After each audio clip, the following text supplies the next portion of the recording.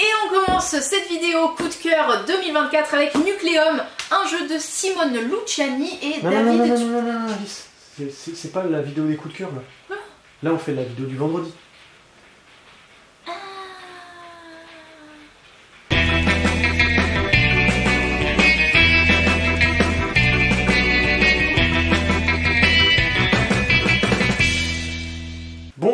Bonjour, bonne joueuse, bienvenue dans cette vidéo du vendredi. Salut Alice. Coucou. Effectivement, comme vous avez pu voir dans le sketch, plus on approche de la fin d'année, plus il va y avoir des petites vidéos spéciales, coup de cœur qui vont arriver. Donc là, les vidéos coup de cœur comme d'habitude, en fait c'est les différentes personnes qui travaillent chez Descartes Bordeaux qui vous présentent les jeux qui les ont les plus plu durant cette année. On s'est tous prêtés à l'exercice comme d'habitude. Donc du coup, restez en alerte. Fin du mois d'octobre, début novembre, va y avoir les différents coups de cœur qui vont arriver pour chacun de mes collègues. Et c'est Alice qui ouvre le bal en plus. Ouais. En plus de ça, on n'est que deux dans cette vidéo. Il n'y a pas Antoine. Oui. Pourquoi? Parce qu'Antoine il est à Lyon. Il y a l'Octogone actuellement, donc c'est un festival du jeu l'Octogone qui a lieu du coup à Lyon. Villeurbanne exactement, c'est juste à côté. Et du coup, Antoine est parti là-bas pour présenter entre autres Petite Sorcière. Voilà, c'est un JDR pour enfants, donc il va animer les tables sur Petite Sorcière. Donc si vous êtes dans la région lyonnaise, n'hésitez pas à aller voir du coup Antoine parce qu'il va présenter Petite Sorcière. Je pense qu'on est bon. Ouais, c'est bon. On va pouvoir commencer avec les nouveautés. On va commencer cette petite vidéo avec un jeu que j'attendais avec impatience. Vous allez me dire, mais pourquoi c'est pas Alice qui présente ce jeu? J'avoue. Let's go to Japan. Alors, autant vous dire que moi, le Japon, ça ne me parle pas du tout. Pas du tout? Enfin, un petit peu, mais c'est pas un pays vers lequel je vais avoir une affinité plus que vers un autre pays. C'est des trucs que... C'est pas une culture qui me parle en fait. C'est pas non plus, c'est pas quelque chose sur lequel j'ai un affectif particulier comme certaines. Let's Go to Japan pour le coup j'ai beaucoup aimé. Pourquoi? Parce que la mécanique m'a beaucoup fait penser à Faraway. Il y a un côté planification qui est très intéressant parce qu'en fait on part pas au Japon vraiment. On va programmer ces petites vacances du Japon et ensuite on va dérouler, on va voir ce qui se passe entre guillemets. D'ailleurs l'histoire c'est un gars qui a programmé son voyage au Japon. Exactement, et il y a eu le Covid. En fait l'auteur a construit Let's Go to Japan, a créé le jeu grâce à son expérience en 2019. En fait, il y a eu le Covid et lui, il avait tout prévu, il avait tout planifié. Il avait ok, je vais aller au Japon, je vais faire ci, je vais faire ça. Boum, bingo, c'est 2019 et malheureusement, voyage annulé. Donc du coup, il en a fait un jeu.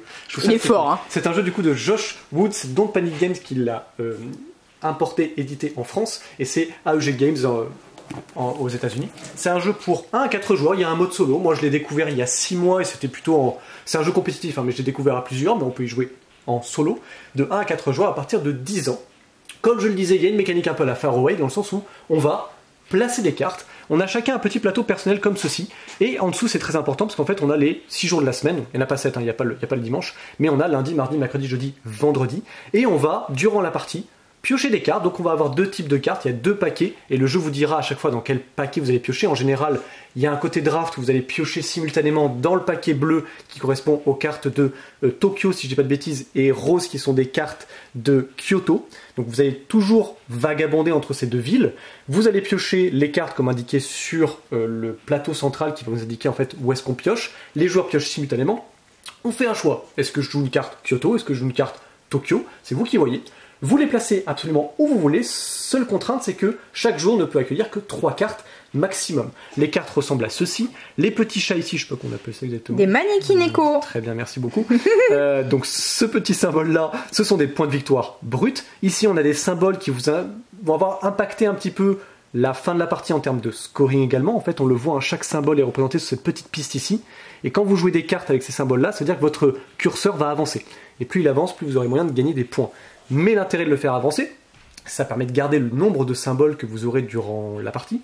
Et en plus, sous une carte, vous avez des conditions qui indiquent que, un peu à la manière d'un Faraway, si vous avez acquis ces symboles-là au moment où vous réalisez cette action, donc si par exemple cette carte-là, je la mets le lundi, pas sûr que j'arrive à remplir cette condition-là, à moins que j'ai mis que des cartes avec ce symbole-là le même jour. Mais si j'ai mis ces cartes-là, par exemple, le samedi, je sais que si je remplis cette condition, j'ai le bonus immédiatement indiqué ici. Donc là, 4 points et une avancée sur ces 3 symboles-là. Alors les symboles, vous avez une petite feuille de Sakura, par exemple, je pense que c'est ça. Vous avez des portes de Tori, je crois, on appelle ça. Voilà. On va avoir des icônes de bouffe, de shopping. Enfin, il y a plein de petits critères comme ça. Et c'est vraiment des choses que vous allez faire durant votre voyage. Ce qui est cool quand on joue une carte, vu que je vous ai dit maximum on peut en avoir 3 dans un jour, l'idée c'est que quand on joue une carte, on peut la mettre soit entre 2 cartes déjà précédemment posées dans le même jour, soit tout derrière, soit tout devant. L'intérêt, c'est que vous bénéficiez toujours de ce qu'il y a au-dessus, en termes de points, en termes d'icônes, mais la condition du dessous, c'est que la carte la plus au-dessus qui va marquer ses points. La subtilité, c'est qu'évidemment, vous ne pouvez pas encore voyager dans le temps, et du moins, vous ne pouvez pas vous téléporter sur Kyoto à Tokyo. Pour ça, il faut prendre le train. Et donc, quand vous jouez vos cartes, tant que vous jouez des cartes que de Kyoto ou que de Tokyo, ça va en fait, parce que vous restez dans la même ville. Mais à partir du moment où vous changez de ville, donc de carte, je rappelle qu'il y a les cartes bleues et les cartes roses, quand vous changez de ville, il va falloir payer ce ticket-là. Alors évidemment, durant la partie, on pourra gagner des petits tickets, et ça, il faut bien y penser, parce que c'est à la fin de tout ce que vous avez planifié que vous allez regarder ce qui se passe. Si malheureusement vous êtes en manque de tickets, du coup, vous perdez des points, parce que du coup, vous êtes obligé de payer un ticket plein tarif, vous ne savez pas anticiper ça. Il y a aussi un moyen de gérer votre humeur, c'est ce qui est ici. Quand vous allez jouer des cartes, il y a des choses comme faire des économies, gagner de l'énergie parce que vous êtes allé tout en haut du mont Fuji par exemple. Là, ça vous fait gagner vraiment de l'énergie pour le coup, vous êtes à fond, vous êtes en mode waouh, quelle vue incroyable. Ça vous fait gagner de l'humeur. Plus vous montez, plus vous gagnerez de points. Attention, payer trop un plat qui finalement n'était pas ouf pour vous, ça peut vous faire baisser votre humeur. Donc, vous faire perdre des points en fin de partie. Il y a une subtilité aussi parce qu'au début de la partie, chaque jour est associé à un symbole. Aléatoirement, vous allez choisir un symbole que vous associez à chaque jour. Et quand vous jouerez des cartes, si les cartes que vous jouez sont de même symbole que le jour en question, vous allez gagner des bonus. Si c'est un symbole que vous avez dans la ligne, vous allez gagner un aspect positif, donc vous allez pouvoir gagner des points, vous allez monter sur cette piste-là. Si c'est le deuxième symbole, vous allez pouvoir gagner des petits jetons qui vous permettent de piocher plus de cartes, donc beaucoup plus de contrôle sur le jeu, ou alors un symbole joker.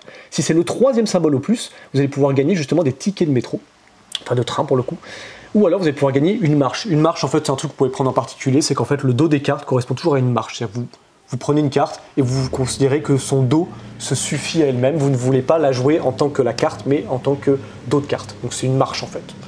Ce qui est cool, c'est que tout le jeu va tourner sous forme de draft, et le draft est très malin, je ne vais pas rentrer trop dans le détail, mais l'idée c'est que vous piochez à chaque fois une carte bleue, une carte rose, Mais il a fini. Super la moto. Voilà, merci. En fait, à chaque fois, vous piochez du coup deux cartes, vous en gardez une, donc vous allez jouer, et l'autre, vous la défaussez chez votre adversaire. Et en fait, durant le draft, on va défausser des cartes, et il y a une phase à un moment où toutes les cartes qu'on vous a données, votre adversaire a défaussé chez vous, vous les prenez, vous en jouez une et vous les défaussez. Donc en fait, il y a un draft à la fois sur ce que la pioche du jeu va vous donner et à la fois ce que vous allez donner aux autres joueurs. C'est la petite subtilité quand on n'a pas trop l'habitude de jouer sur des jeux de combos de cartes et de draft, c'est qu'au début, vous planifiez. Alors là, ceux qui sont fans du Japon, ils vont retrouver des trucs en disant « Ah, ça c'est trop bien, ça c'est trop bien, j'ai trop envie d'y aller, etc. » J'ai trop envie d'y jouer. Et en même temps, vous avez ce côté très tactique sur les prochaines parties, vous allez vous dire je vais pas lui laisser ça parce que là, je vois qu'il y a beaucoup de cartes roses. Donc ce que je vais faire, c'est que je prends la carte rose et je lui laisse une carte bleue. Ça va le bloquer, évidemment, il va avoir besoin de tickets pour agencer son voyage. Ce jeu est juste incroyable. On parlait notamment tout à l'heure des vidéos des différents coups de cœur. Croyez-moi que celui-ci, je vais peut-être vous en parler, je ne sais pas, mais en tout cas, si vous suivrez ma vidéo sur les coups de cœur, peut-être qu'il y aura Let's Go to Japan et peut-être que je vous en parlerai avec un peu plus de richesse, plus d'exemples dans le jeu. Parce que là, pour l'instant, je vous ai montré sans le jeu ouvert, mais peut-être que dans la vidéo vous verrez quelque chose. Peut-être. On ne sait pas. On ne sait pas. Peut-être qu'il y sera, peut-être qu'il y sera pas. On va continuer par là-bas parce qu'on a reçu aussi un jeu de chez Yellow en retard malheureusement. On est en retard de livraison, c'est des choses qui arrivent. Loose du coup, qui est un jeu du coup de Taiki Shinsawa. C'est illustré par Crocotame ou Crocotame. Je sais pas comment on dit Crocotame. J'aime bien Crocotame. Je trouve ça rigolo. C'est trop mignon. C'est vraiment très joli comme jeu. C'est un jeu qui va se joue à partir de 3 jusqu'à 5 joueurs. C'est un jeu compétitif à partir de 10 ans pour une demi-heure de partie. L'idée, c'est qu'en fait, vous prenez un jeu de pli standard, un petit peu, je sais pas moi, Skull King par exemple, mais vous mixez avec une mécanique un petit peu à la Hanabi. C'est-à-dire que dans Hanabi, pour ceux qui ne connaissent pas, les cartes, vous ne les voyez pas. Et bien dans Loose, c'est pareil. C'est-à-dire qu'en fait, je vais jouer sans connaître exactement mes cartes. Évidemment, j'ai une petite carte ici qui va m'aider. Pourquoi ? Parce qu'en fait, mes cartes vont être classées par mon adversaire de gauche ou de droite, qu'importe, quand vous distribuez, en fait, votre adversaire, il va regarder les cartes et il va en fait les trier. Il va les trier toujours en valeur croissante et ensuite le petit plus, il va le mettre pour vous orienter dans la valeur des cartes. Donc là, par exemple, comme j'ai mon plus à gauche, je sais que, comme elles ont été triées par couleur et à la fois par valeur, je sais que ces cartes vertes-là, celle-ci est à côté du plus, donc celle-ci a une plus grande valeur que celle-ci, celle-ci a une plus grande valeur que celle-ci, et ainsi de suite. Vous avez différentes couleurs, les couleurs sont, comme dans le jeu de pli, pas forcément importantes, sauf pour le jaune qui lui en fait est l'atout. Donc l'atout, ça va toujours vous permettre de récupérer un pli. Et comme dans beaucoup de jeux de pli, il va falloir évaluer votre jeu avant de jouer. On va faire 4 manches comme ça. Au fur et à mesure des manches, si vous tombez bien sur votre pari, vous allez gagner beaucoup plus de points. Et comment on sait ce qu'on parie? Là, par exemple, évidemment, je vois le jeu des autres joueurs. Donc, j'ai eu ma main, je me dis, ok, bon, je ne connais pas vraiment mon jeu, mais au fur et à mesure, et en regardant les mains des adversaires, je peux me douter que certaines cartes auront un plus grand intérêt pour moi pour récupérer des plis. Je vois que j'ai 2 atouts, je vois que mon allié aussi, on a pas mal ici. J'évalue, donc je suis le premier joueur. Ton adversaire. Mon adversaire, pardon. Ouais, pas ton allié. Mon adversaire. Donc, j'évalue ma main, et je me dis, ok, là, je pense que je peux faire 3 plis. Dans ce cas-là, je vais prendre 3 petits jetons jaunes ici, 3 petites billes plates, et je les mets devant moi. C'est ce que je pense faire. Trop belle. Si je remplis mon pari, je gagne des points. Je peux également, si j'ai un doute, me dire, je pense que je peux éventuellement faire 4 plis, mais je suis pas sûr. Dans ce cas-là, je prends une petite bille bleue, et je la mets là. C'est une sorte de +1, entre guillemets, -1. Ça ne me fera pas forcément perdre beaucoup de points, mais ça ne me fera pas forcément beaucoup gagner. C'est-à-dire que si à la fin, là, de la partie, j'arrive à faire mes 3 plis, sur les 3,5, entre guillemets, sur les 4 que j'avais jugé bon, celui-ci, finalement, il ne me fait pas tellement perdre de points, parce que j'ai quand même rempli mon objectif ici. En contrepartie, si j'en avais 4, j'aurais marqué, en fait, les points de celui-ci, mais pas autant que cela. Cela me ferait récupérer 10 points, cela me ferait récupérer que 5 points. Donc c'est pas très intéressant, il faut... c'est une sorte de +1, -1, c'est une prise de risque en fait, et forcément vous vous dites, là, ça permet de diminuer un peu la prise de risque. Donc chaque joueur va évaluer son jeu, évidemment, comme beaucoup de jeux, comme dans Skull King, quand on annonce des plis, des fois on se dit, oula, il y a un problème, on est 3, il y a tant de tours qu'on va faire, on a annoncé, t'as annoncé 4, j'ai annoncé 4, j'ai annoncé 3, on peut faire techniquement 2 plis de plus. Donc c'est-à-dire qu'il y en a un de nous qui va en choper plus, ou un de nous qui va en choper moins, ou on va rien faire du tout. Parfois on peut tomber juste aussi dans le compte total, mais les joueurs n'arriveront pas à faire ce qu'ils ont envie de faire. L'idée, comme dans un jeu de plis, c'est qu'un joueur va lancer avec une couleur, les autres joueurs, s'ils n'ont pas la couleur, peuvent pisser, tout simplement. On peut aussi jouer l'atout, si on a envie de récupérer ce pli-là, on joue l'atout, tout simplement. Et sinon, si vous avez la couleur, vous êtes obligé de jouer. Donc là, pour le coup, si je joue le 10 vert, le joueur ici n'a pas de vert, donc il pisse à ce qu'il veut. Donc il a décidé de virer sa plus petite carte. Ça donne aussi une indication sur son jeu, évidemment. Et le joueur joue vert, et du coup, il a décidé de pisser à vert, mais il aurait pu... Enfin, pisser à vert. Il a décidé de jouer son 6 vert, pardon. Mais il aurait très bien pu jouer son 11, en espérant, parce qu'il ne sait pas exactement que c'était un 11, évidemment, il ne connaissait pas son jeu. Et donc oui, il était comme ça. Je préfère garder mon vert plus tard, je vais jouer ma plus petite. Ainsi, en jouant la plus petite, il sait que cette carte-là est supérieure à 6, mais que ce n'est pas un 10. Donc il peut se dire, peut-être que c'est un 7, un 8, un 9 ou un 11 par exemple, ou peut-être un 12. Évidemment, en fonction du nombre de joueurs, toutes les cartes ne seront pas distribuées. En plus, si vous connaissez la mes cartes éventuellement. Mais toutes les cartes ne sont pas distribuées, donc vous avez toujours un petit aléatoire aussi. Je pense que j'ai à peu près tout dit finalement sur Loose. Vous allez faire du coup 4 manches, vous comptez les points, celui qui a le plus de points à la fin de la partie l'emporte. Voilà. Donc petit jeu de plis pour les joueurs qui sont amateurs de jeux de plis, qui veulent renouveler un peu ce qu'ils ont déjà avec Skull King et même Skull Queen maintenant, ou d'autres jeux qu'on peut avoir aussi, comme le Diable dans la bouteille, ça permet de renouveler un peu la formule. On va passer au côté JDR. Actu JDR. C'est pas Antoine du coup parce qu'il est pas là, c'est moi qui me colle à l'actu JDR, alors ça va, on a reçu qu'un seul truc. Je vais te le poser ici d'ailleurs si tu veux. Hop. Merci, on les a bras reçu la boîte d'initiation Horror Arkham, le jeu de rôle, donc c'est rien à voir mécaniquement avec l'appel de Cthulhu. C'est une boîte d'initiation dont la thématique peut se rapprocher de l'appel de Cthulhu, puisqu'on est dans un univers de Lovecraft. Ici, le coffret d'initiation comprend tout ce qu'il faut pour découvrir, pour apprendre, alors le jeu de rôle de manière générale, mais là c'est le jeu de rôle dans l'univers de Lovecraft. Donc les joueurs vont pouvoir incarner, donc on peut jouer jusqu'à 5 joueurs. 6 joueurs, c'est avec le maître du jeu forcément. Donc on va dire minimum 3, si vous voulez que le maître du jeu puisse avoir au moins des joueurs à qui parler, à qui s'adresser, avec qui interagir.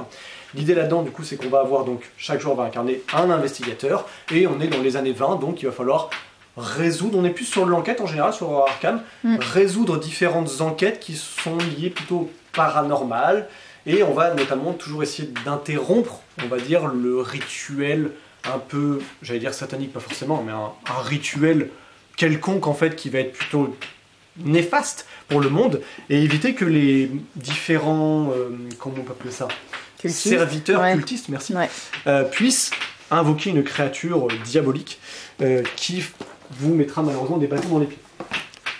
Dans les roues même en général. Je ne sais pas s'ils ont prévu un livre de base, j'ai pas... Enfin, en tout cas là-dedans vous avez de quoi? Vous avez de la base en fait dedans. Mais je ne sais pas s'ils ont prévu des suppléments à part. Là je en termes de jeu de rôle. C'est Antoine qui saurait vous dire un peu plus.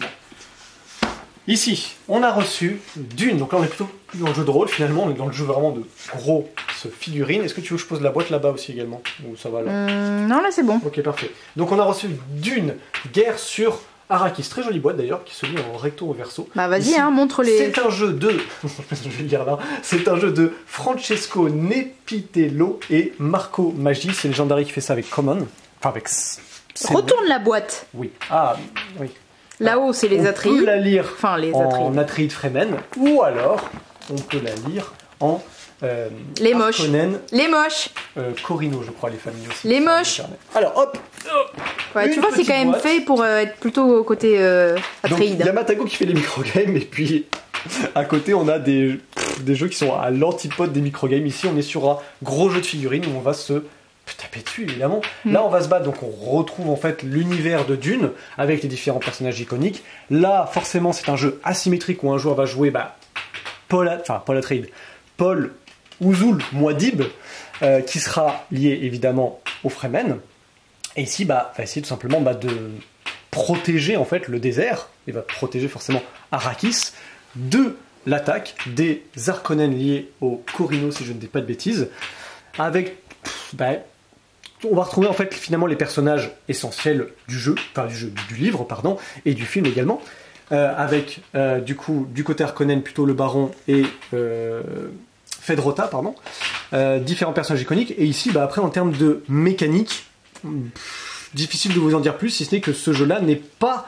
adressé au commun des mortels entre guillemets, puisque là on va avoir des parties qui sont, comme vous pouvez le voir, de 2 heures, donc ça va être un jeu très très long. Il y a de la figurine à foison, il y a forcément du coup pas mal de règles. J'ai vu beaucoup d'open the box, il n'y a pas spécialement beaucoup d'explications de règles sur ce jeu, ce qui ne m'étonne pas honnêtement. C'est un jeu en plus pour 1 à 4 joueurs, donc c'est-à-dire qu'il y a un mode solo prévu. Je pense qu'initialement le jeu doit être quand même convenu pour jouer à 2, parce qu'il doit y avoir aussi un mode pour y jouer à 4. C'est toujours les 2 factions qui vont s'affronter. Et après, l'asymétrie et les différents objectifs de chacun des parties va du coup vous donner envie de refaire plusieurs parties en jouant différentes factions. Je ne peux pas vous en dire beaucoup plus sur ce jeu, si ce n'est que du coup, moi je suis très fan de la thématique. J'ai très très envie d'y jouer. C'est le genre de jeu que j'aime beaucoup jouer, mais que malheureusement actuellement et en période de fin d'année, je n'ai absolument pas le temps. Je galère à faire la mise au point. Attends, voilà, fallait juste que je te... Non. En fait, il veut que je sois comme ça. Ah bon, mais... Petit problème technique. Non. Bon, c'est pas grave, je te zoome. Non, toujours pas. Il te préfère de près, c'est pas grave. D'accord, donc il faut que je sois de près. Ouais, vas-y. J'ai des boîtes à montrer par contre. Oui, vas-y. T'es sûr? Voilà, on la voit très bien. C'est également une extension d'une que nous avons reçue. Vous inquiétez pas, parce qu'après quand je vais reprendre la main, je vais trouver ce qui va pas. Donc là, c'est un peu flou. Non, là, c'est pas flou, là, tu es parfaitement clair. Les gens n'attendaient que ça. Une extension pour le jeu. On n'a pas fait beaucoup de boîtes pour ce genre de jeu. Je remets l'extension ici. Là, ça a rajouté essentiellement de nouvelles unités, des trucs un peu plus puissants. Ça te perturbe. Extrêmement perturbant. On reste dans les jeux de figurines. Pourquoi? Parce qu'on a reçu Peste. Attends, je vais m'éloigner pour tenter un truc. Est-ce que par là, tu verrais mieux encore? Ça fait mieux le point? Ouais. Ok, bon, écoute, on va s'éloigner comme ça parce que je pense que les gens n'ont rien à faire de voir ma tignasse. Oh. Peste qu'on a également reçu, pareil, un peu flou sur les explications, mais je vais essayer de vous décortiquer tout ça avec Alice. C'est un jeu pour 1-5 joueurs de nouveau, on adore les modes solo, il faut en mettre à foison visiblement. C'est une partie qui va durer entre 1 heure, 1 heure et demie, 2 heures, ça va dépendre je pense aussi notamment du nombre de joueurs. C'est à partir de 13 ans, bon je pense qu'à partir de 12 ans, on y aura plus s'il faut continuer, mais bref c'est pas grave. Ici, qu'est-ce qu'on a? On a un royaume qui est... dévasté par la peste finalement, et on va essayer de le reconstruire. Alors il y a un petit côté effectivement pandémique parce que le jeu va générer de la peste, donc c'est le jeu qui vous génère les difficultés, les contraintes, et chaque joueur va incarner du coup un médecin de la peste et du coup essayer de contrer cette peste-là et surtout va essayer de réhabiliter le royaume, le reconstruire, le rebâtir et de façon à gagner le plus de renommée. Et donc c'est le joueur qui a le plus de renommée à la fin des 6 tours, donc à chaque fois on a 6 tours et du coup à chaque tour les gens vont pouvoir programmer des actions. Quand on va faire des actions, alors je rentre pas dans le détail, mais en gros, ça va permettre de sauver des gens, entre autres. Se déplacer, ok, très bien. Donc, mettre en quarantaine. Mettre en quarantaine, ce qu'on retrouve un petit peu dans Pandémique. Récolter des ressources. Donc pour construire des infrastructures. Okay, reconstruire. Et je pense que c'est à peu près tout, ouais, Okay, se déplacer, guérir. Différentes actions comme se déplacer, construire, mettre en quarantaine, sauver des gens, tout ça pour faire quoi? Pour gagner aussi de la renommée, mais ça vous permet également de vous renforcer. Plus vous faites de bonnes actions, plus ces actions vous sont rentables et entre guillemets elles sont boostées. Donc au fur et à mesure, le jeu ne tient qu'en 6 tours, mais vous aurez une sorte de croissance d'action qui va se générer au fur et à mesure de la partie. Alors moi, rien que pour la thématique et rien que pour les figurines, parce que je suis fou du médecin de la peste, je trouve que le style du médecin de la peste il est juste incroyable. J'ai envie d'acheter la boîte. Je ne vais pas le faire parce que c'est le genre de jeu que j'ai peut-être pas les joueurs autour de moi pour jouer, quoique ça pourrait. C'est juste que là j'ai pas assez d'infos et j'ai très envie d'acheter la boîte juste pour le look. En tout cas, Peste m'intrigue énormément, j'espère que vous aussi, et on va passer de l'autre côté. Coucou YouTube, officiellement me voici devant la caméra cette fois avec les bras un petit peu tremblants pour vous présenter Coup de Théâtre qui est aussi arrivé en retard et c'est du coup une nouvelle boîte dans la gamme de Unmatch. C'est une boîte standalone pour jouer à jusqu'à 4 joueurs ou mixable avec les très nombreux autres. On notera que la caméra fonctionne très bien. Bah, tant mieux. Je te jure c'est pas moi. Unmatch donc, petit rappel, c'est un jeu d'escarmouche très efficace. Pourquoi on a une vieille étiquette sur le devant? Bref, 2 à 4 joueurs à partir de 9 ans, 9 ans c'est très spécifique, 30 minutes de jeu, donc du coup là-dedans, grande différence, et ben, à chaque fois ce sont les personnages, toujours c'est des personnages un peu mythiques, qu'ils soient réels ou de fiction. Ici vous allez pouvoir incarner Shakespeare, les 3 sorcières, Hamlet ou Titania pour se maraver, hein. Le but c'est de maraver et de mettre les points de vie des adversaires à 0. À chaque fois les personnages ont toujours leur mécanique propre, même si la base reste une mécanique de jeu de cartes en fait, carte à action. On va avoir Shakespeare qui lui va beaucoup se servir de ses jetons d'acteurs. Ces acteurs, en gros, quand vous allez utiliser des cartes de défense ou d'attaque via vos acteurs, ils vont pouvoir, au lieu de défausser cette carte, elle va pouvoir s'ajouter à la ligne que vous êtes en train de composer. Voilà, vous composez une pièce quoi. Je vais pas trouver ce que la ligne va faire à la fin. C'est une mécanique très précise de Shakespeare. Voilà. Mais bon, vous composez un truc qui, je pense, à la fin est très puissant. Oui. On a les 3 sorcières, c'est un petit peu les trolls, j'adore, elles ont vraiment 3 figurines, d'habitude les personnages ont une figurine et des petits jetons d'acolytes en gros. Elles c'est vraiment 3 figurines et 3 points de vie, jauges de points de vie. Et elles en gros leur carte, vous pouvez en défausser et récolter concocter les potions qui sont écrites sur ces cartes là. Les utiliser en action etc. Et les potions généralement c'est fait pour embêter les autres. Voilà, c'est vraiment les trolls. Hamlet, celui qui me tente le plus, il a un jeton et vous choisissez la face être ou ne pas être. Et en fonction, ça vous permettra de soit piocher des cartes additionnelles, soit de booster votre attaque. Bon, je trouve ça hyper stylé. Titania, elle va jouer avec une sorte de pioche un peu à part, du glamour. Et quand vous révélez des cartes de glamour, ça vous donne des effets assez puissants qui restent en place tant que la carte n'a pas été recouverte. Voilà, elle a son petit pote, c'est Oberon, bien évidemment. Titania, reine des fées, hein, Hamlet, prince, roi maudit. Bon, les 3 sorcières, je pense qu'elles sont dans à peu près tous les mythes, quoi, quand il y a des sorcières. Et Shakespeare, bon, lui, il a vraiment existé, le monsieur. Ok, là-bas. Catan Énergie. Qu'est-ce donc que cela? C'est un jeu indépendant dans l'univers de Catan, donc on va y retrouver les mécaniques de base de Catan, c'est-à-dire gestion de ressources, construction et négoce. Voilà. Mais cette fois-ci, vous allez... on finit les vikings, la terre avec les moutons, le foin, le machin. Là, ça y est, votre île, elle a évolué. Maintenant, c'est une grande métropole qu'il va falloir faire prospérer, mais avec des ressources actuelles. C'est un jeu très axé sur l'écologie, qui va vraiment vous demander des dilemmes, parce que vous allez, comme d'hab, en gros, récolter des cartes de ressources, etc. On va toujours retrouver quand même briques, fer, bois. Bon, il n'y a plus les moutons. Non, mais il y a du pain à la place. Ouais, ça c'est du blé à l'époque, ouais. Mais les moutons, c'était le truc vert, là. Ouais. C'est quoi maintenant? Ah si, je crois que c'est quand même de la laine, mais elle a été transformée, je pense. C'est de la laine transformée. Ouais, c'est plus le mouton de base. Mais vous allez avoir aussi des cartes de...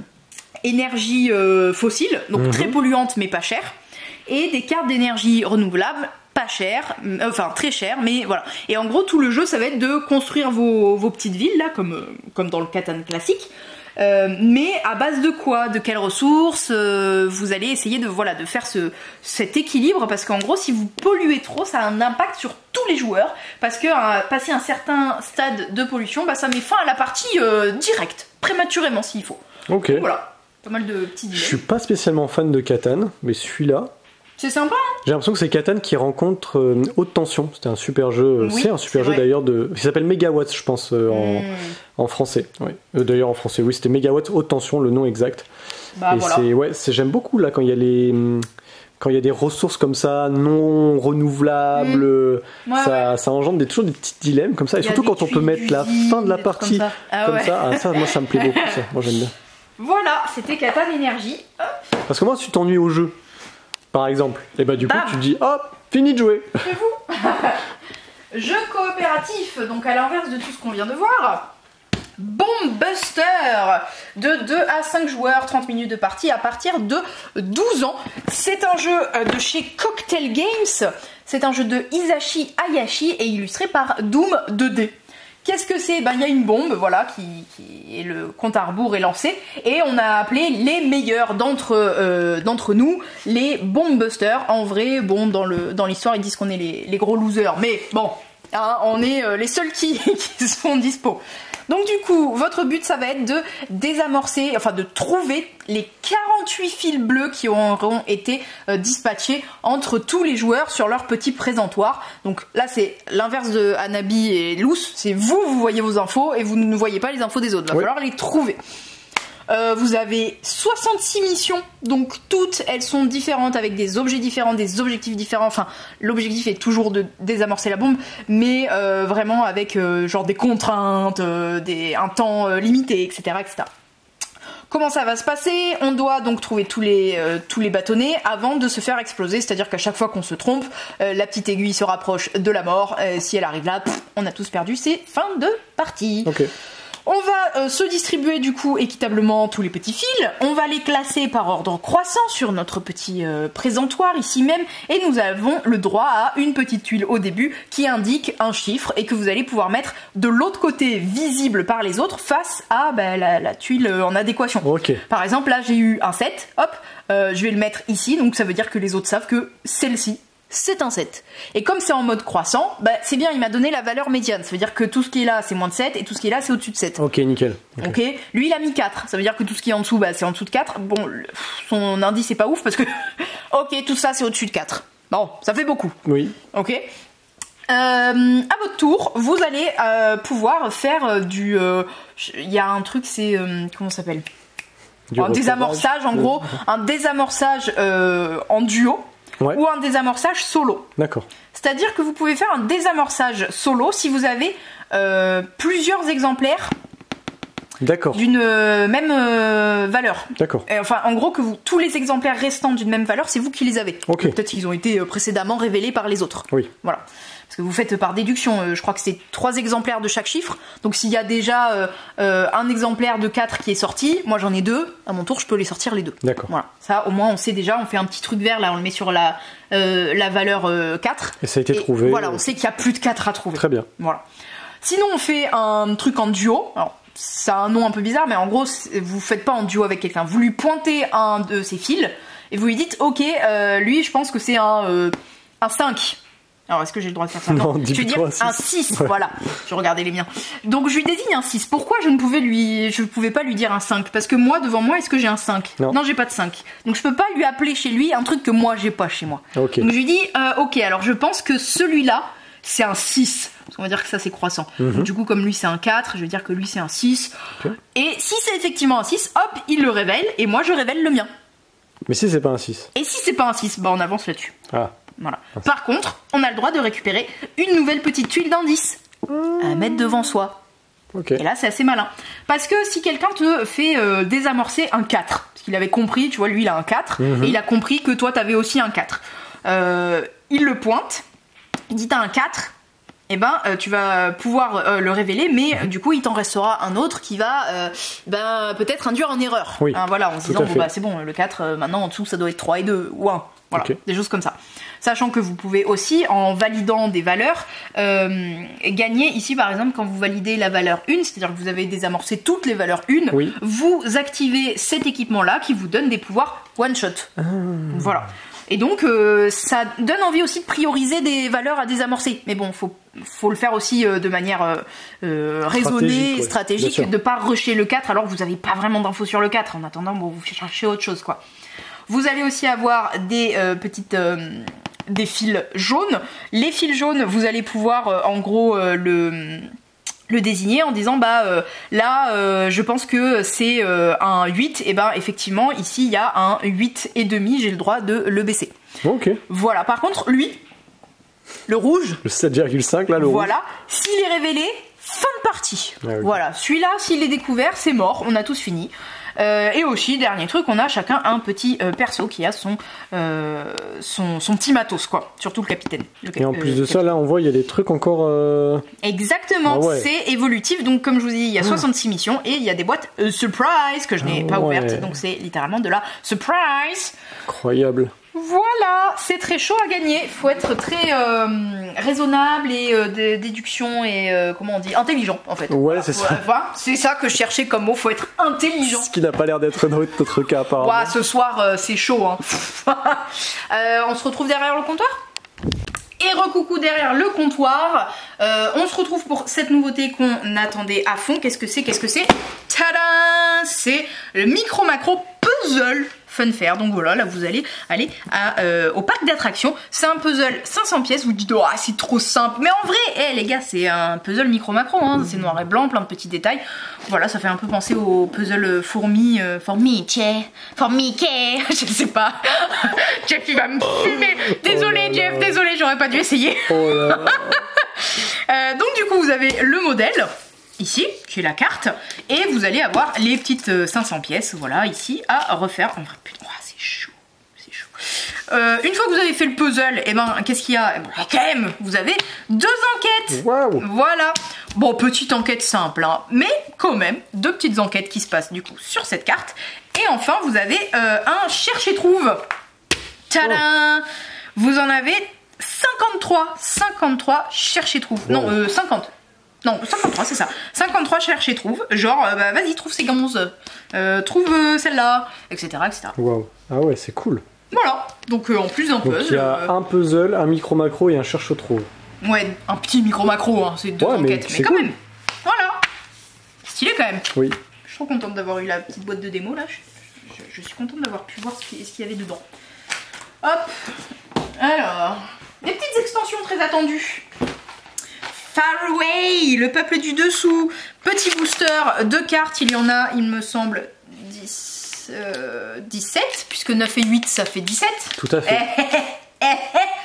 Grande différence déjà, ce petit booster vous rajoute un 7e joueur. Ça, c'est pas négligeable quand même. Pas mal. Ça, c'est cool. Et ça va rajouter en fait un nouveau peuple qui et un nouveau biome, c'est le gris qu'on rencontre généralement plutôt dans les cartes sanctuaires. Et maintenant c'est un vrai biome aussi que vous allez rencontrer. Voilà, avec du coup leur nouvelle manière de scorer, etc. Genre là j'en ai vu un dans le peuple bleu, lui par contre, il rapporte 28 points, 28 bruts. Par contre il lui faut 6 petits cailloux bleus là, le règne de cailloux. Je sais comment ça s'appelle. Le fameux règne du caillou.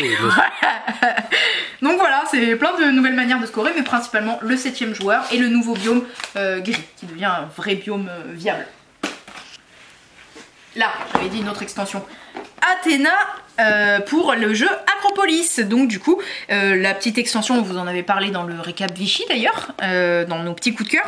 Donc du coup, ça rajoute quoi? Ça rajoute principalement la statue d'Athéna, d'où le nom. Vas-y, merci. Attends, parce qu'il faut que j'entreaperçoive aussi. Vous allez pouvoir réaliser des objectifs de construction qui vous permettront de récupérer des morceaux d'Athéna. Et Athéna, quand vous la complétez, vous aurez de quoi bonifier vos petits morceaux de calcaire qui à la fin normalement rapporte que dalle. Voilà, là ça va vous rapporter des points, donc enfin vous allez pouvoir compenser ce truc. Il y a les tuiles bigou. Oui, attends. Voilà, vous pouvez compenser le fait que le calcaire était nul. Le calcaire. C'est pas ça? Oui, si, c'est ça, les pires quoi. Ouais, le caillou quoi. Le règne du calcaire. Ouais, le règne du caillou, le calcaire. Et donc oui, effectivement, vous avez aussi, en réalisant des objectifs, vous pouvez récupérer des petites tuiles qui sont spéciales. Donc vous en avez qui font le scoring là, les petites étoiles. Quoi. Il y en a des classiques, vraiment classiques, et il y en a effectivement bicolores que vous allez pouvoir poser sur le niveau que vous voulez. Donc si vous voulez le poser sur votre 4e niveau là, ce machin là, c'est pété et c'est tout à fait possible. Voilà. Est-ce que tu as quelque chose à ajouter, toi qui as vraiment torché le jeu? Non, mais j'ai pas encore joué avec l'extension. Oui. J'ai hâte. Ouais, ça a l'air cool. Ok. On a l'enclume image. Qu'est-ce que c'est que l'enclume image? Eh ben, c'est des nouvelles cartes pour l'enclume. Donc vous avez toujours l'enclume avec des mots. Par exemple, un acteur gosier reproduit à l'identique. Oh, tu me dis ça comme ça là. En plus, l'enclume c'est méga chaud. Ouais, c'est super dur. Vas-y, dis-moi là ce que. Gosier reproduit à l'identique. Si vous trouvez pas, essayez dans les commentaires. Ça sera drôle. Ouais, non, j'ai pas trouvé là. Gosier, c'est la gorge.